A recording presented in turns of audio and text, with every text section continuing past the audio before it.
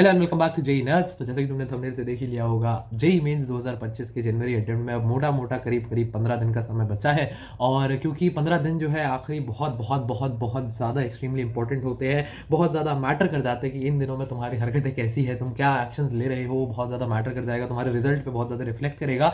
और इन 15 दिन में नर्वसनेस बहुत ज़्यादा होती है, टेंशन बहुत तेज शोर करती है, एक्साइटमेंट बहुत ऊपर नीचे होती रहती है, एंग्जाइटी तुम्हारे पास आती है। तो इन लास्ट के 15 दिनों को कैसे नेविगेट करना है, क्योंकि बहुत बड़ा पेपर है, तो उसके बारे में आज हम बात करने वाले हैं। ठीक है, पहली बात तो जैसा मैंने अभी कहा, ये दिन बहुत ज़्यादा इंपॉर्टेंट है, ये तुम्हें बात पता है। तो कोशिश करनी है अपने को कि इन आखिरी के सारे दिनों में 14+ घंटे अपन डेली टारगेट कर रहे हो। आखिरी के दिनों में मोमेंटम खोने का अब कोई पॉइंट नहीं है। जब तुमने देखो, मेरे को एक सीधी सी बात समझ आती है, तुमने पिछले अच्छा हाँ, आज मेरा ना स्टाइलिस थोड़ा दिक्कत दे रहा है मुझे, तो बीच में अगर कहीं को कट वट आ जाए तो समझ लेना थोड़ा, ठीक है। तुमने पिछले जैसे ये तुमने पिछले 2 साल में क्या किया वो सब सीखे, लेकिन अगर इन लास्ट के 15 दिनों में तुम अपना मोमेंटम खो देते हो, पढ़ाई नहीं करते हो, तो ये 2 साल में तुमने जितनी भी मेहनत की हो, चाहे अच्छी चीज़ें हो चाहे बुरी चीज़ें हो, सब व्यर्थ हो जाएंगी। इसलिए इन आखिरी के 15 दिनों को हमें ऐसे नहीं डील करना है कि ये पिछले 2 साल की चीज़ों को डायरेक्ट कर दे, ठीक है। तो अब करना क्या क्या है उस पर बात करते हैं और वीडियो को करते हैं शुरू।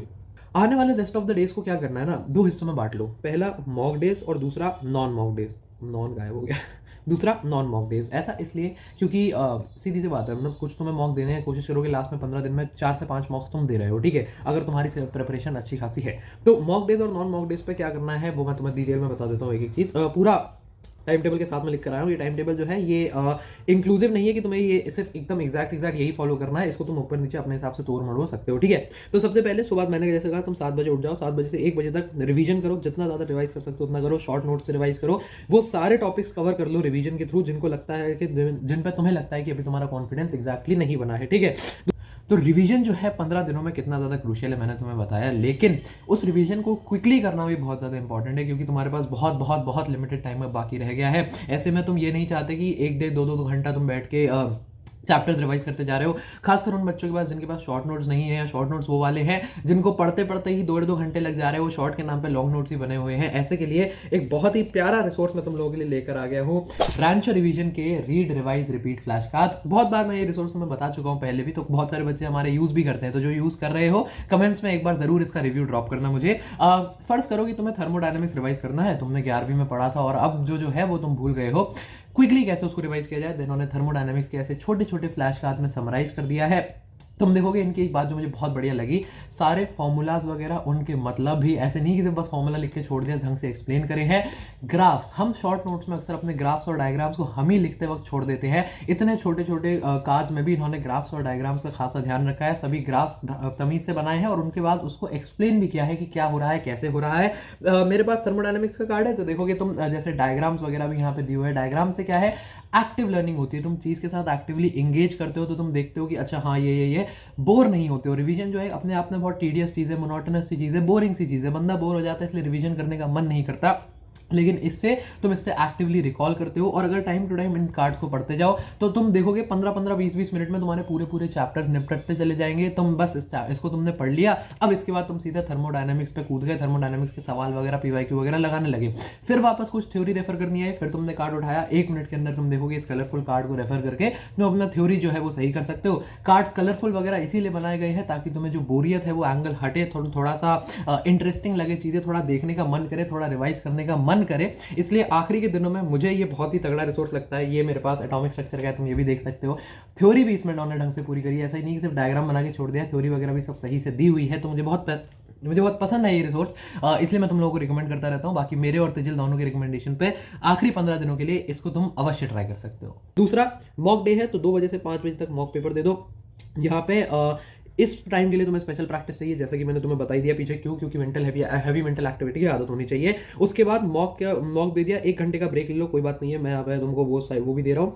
6 बजे से 12 बजे तक अगले जो 6 घंटे हैं उसमें मॉक टेस्ट का थॉरो एनालिसिस करो, अपनी जो वीकनेसेस आइडेंटिफाई होती है उन वीकनेसेस पे काम करो, उनको रेक्टिफाई करो। 6 घंटा बहुत भारी समय होता है, तो तुम्हारे पास इनफ टाइम है उसको रेक्टिफाई करने के लिए। अब इसमें इसको तुम थोड़ा सा मॉडिफाई भी कर सकते हो। जैसे एक दिन तो तुमने ये वाला फॉलो कर लिया, एक दिन तुमने क्या करा, 7 बजे से 9 बजे तक रिवीजन करा, 9 बजे से 12 बजे तक तुमने मॉक दे दिया, 12 बजे से सपोज करते हैं कितना 6 घंटे की जरूरत तो नहीं है, फिर 12 बजे से 4 बजे तक तुमने अपना मॉक एनालाइज वगैरह कर लिया, फिर 4 बजे के बाद बाकी का 10 बजे तक रिवीजन कंटिन्यू करा, 10 से 12 तुमने मॉक की गलतियों का काम शुरू करा। इसको तुम अपने हिसाब से कर सकते हो, बट मोटी मोटी ये जो सारी यहाँ चीज़ें लिखी हैं ये तुम्हारी कवर हो जानी चाहिए दिन में। और मॉक जो है या तो 9 से 12 तुम दोगे या 2 से 5 तुम दोगे, क्योंकि उस टाइम की तुम्हें प्रैक्टिस चाहिए, ठीक है। तो ये तो हो गया जिस दिन तुम मॉक दे रहे हो उस दिन क्या करोगे।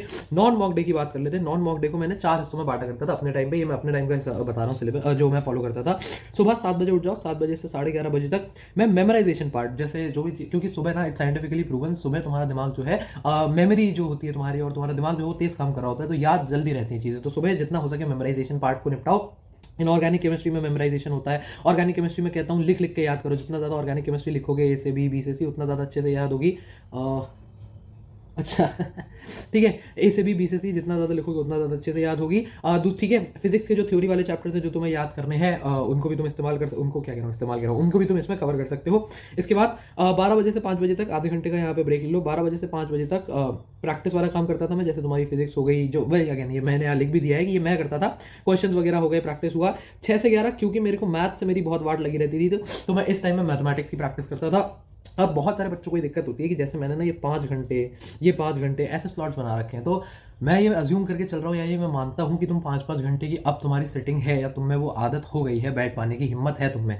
अगर नहीं भी है तो कुछ बात नहीं है, ये जो 12 से 5 है इसको 2 स्लॉट्स में बांट लो, 12 बजे से 2 बजे तक और 2:30 बजे से 5 बजे तक, और दोनों में सेम ही चीज़ करो। बीच में एक आधे घंटे का ब्रेक ले लो, कोई दिक्कत नहीं है, छोटे छोटे ब्रेक्स में पढ़ाई की जा सकती है, इतना कोई हार्ड एंड फास्ट नहीं होता है। अगर तुम्हें लग रहा है कि तुम 5 घंटे नहीं बैठ पाओगे, 2 घंटे के बाद वॉन्डर ऑफ कर जाओगे, बाकी के 3 घंटे खराब हो जाएंगे, तो उसका वैसे भी कोई मतलब नहीं है, तो इसको तुम ऐसे बांट के कर सकते हो, ठीक है। सेम फॉर दिस 6 से 11 को भी बांट के कर सकते हो। 11 से 12 में सिर्फ तुम्हें अपने डाउट्स क्लियर करने हैं जो दिन में तुम्हारे आए। बहुत सारे सवाल तुमने प्रैक्टिस करे हैं, तो सवाल सारे नहीं बनते हैं, उस समय दिक्कत आती है, कुछ नया कंसेप्ट फंस गया, कुछ हो गया, तो 1 घंटा सारे जो डाउट्स तुम्हारे आ रहे हैं उसके लिए तुम्हें रखना है। अगर तुम्हें लगता है कि दिन में तुम्हारे डाउट्स नहीं आए कोई, तो इस समय को तुम रिवीजन के लिए इस्तेमाल कर सकते हो, ठीक है।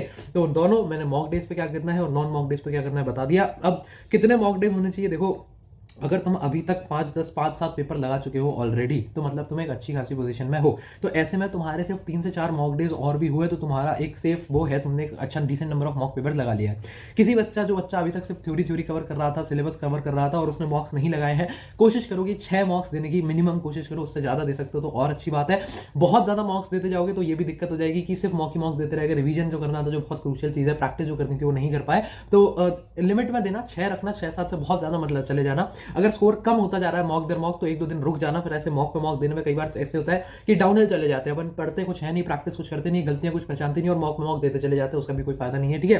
चीज फॉर टाइम मैनेजमेंट होता क्या है कि नर्वसनेस जो होती है ना, इसके कारण तुम ना बहुत ज्यादा ऐसे वॉन्डर ऑफ हो जाते हो, बहुत लाजमी सी चीज है, वो होता है, अरे वो होता है बहुत सारे बच्चों के साथ, क्योंकि क्या है पढ़ाई करने बैठे, सुबह सुबह पढ़ने बैठे थे और हुआ ये कि इतना टेंशन हुई, इतनी दिमाग खराब हुआ, एक्साइटमेंट नर्वसनेस, इस समय पढ़ाई हो ही नहीं पाती। तो उसका सबसे बढ़िया शेड्यूल क्या है, उसका सबसे बढ़िया तरीका क्या है, मेक अ रूटीन। मैं बार बार कहता हूँ बच्चों को कि एक शेड्यूल बना लो, अपने दिन को डिफाइन कर लो, मुझे सुबह उठ के ये करना है, ये करना है, ये करना है, ये करना है, और बस यही चीजें करनी है। होता क्या है, लास्ट के 15 दिनों में ना तुम्हारा दिमाग ऐसे मचलता है, तुम्हें याद आता है अरे ये भी करना था, अरे ये भी करना था, अरे ये भी करना था, अरे ये भी करना था। होता है सब में ये है कि तुम कर यहीं के यहीं रह जाते हो और कर कुछ भी नहीं पाते। इसलिए जब तुम्हारा सारा स्टफ जो है वो क्लियरली डिफाइंड रहेगा, तुम एक के बाद एक चीजें करते चले जाओगे और वॉन्डर ऑफ नहीं करोगे। और अगर तुम्हें लग भी रहा है कि कुछ चीज याद आ गई, अरे ये तो रह गया या वो तो रह गया, ये वाली सिचुएशन अगर तुम्हारी बन भी रही है, तो भी एक नोटबुक बना लो जिसमें अगले दिन के लिए ये चीजें लिख के रख लो। करंट सिलेबस जो अभी तुम पढ़ रहे हो, जैसे अगर तुम ये चीज कवर कर रहे हो तो यहाँ से वॉन्डर ऑफ करके इस पे नहीं जाना है, अपने प्लान के हिसाब से ही चलना है,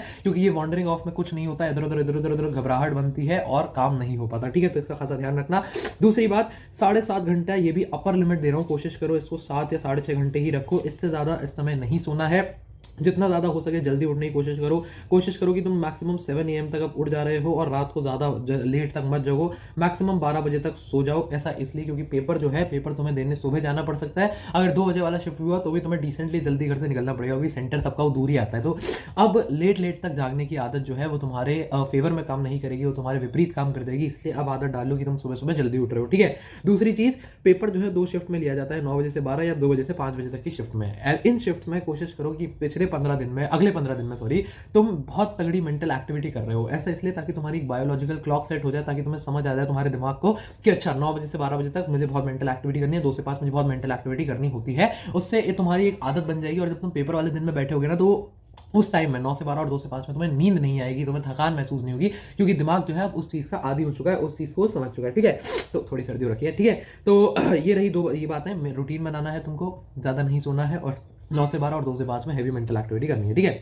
तो ये सारी बातें बतानी थी। लास्ट के 15 दिन जो है इसमें बहुत ज़्यादा नर्वसनेस, एंग्जाइटी एकदम पीक करती है, गिरती है, पीक करती है, गिरती है, होता है, बहुत लाजमी है। It's completely alright, don't beat yourself up about it. परेशान मत करो अपने आप को कि अरे मैं नर्वस कैसे हो गया, अरे मैं एंग्जाइटी कैसे हो रही मुझे।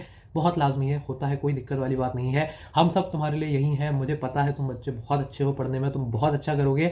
और एक बात हमेशा याद रखना, टेंशन हमेशा उस आदमी को होती है जिसको परवाह होती है। अब अगर तुम्हें टेंशन हो रही है तो इसका बहुत बड़ा अंदेशा है, तो इस बात का बहुत बड़ा अंदेशा है कि तुम्हें परवाह है, तुम्हें परवाह है अपनी प्रिपरेशन की, तुम्हें परवाह है अपने मार्क्स की, और उतना ही तो चाहिए लाइफ में। अगर पेपर तो छोड़ दो, ये तो बहुत छोटा स्टेप है जिंदगी का, लेकिन अगर तुम्हें जिंदगी में इंपॉर्टेंट चीज़ों की परवाह करना आ गया तो लाइफ का बहुत बड़ा लेसन है। इसलिए बहुत ज़्यादा टेंशन नहीं लेनी है, पढ़ाई करते जाओ, एक रूटीन बना के पढ़ते चले जाओ, जितना हो सके इक्विलिब्रियम में रहो, पढ़ाई करते रहो। All the very best, good bye.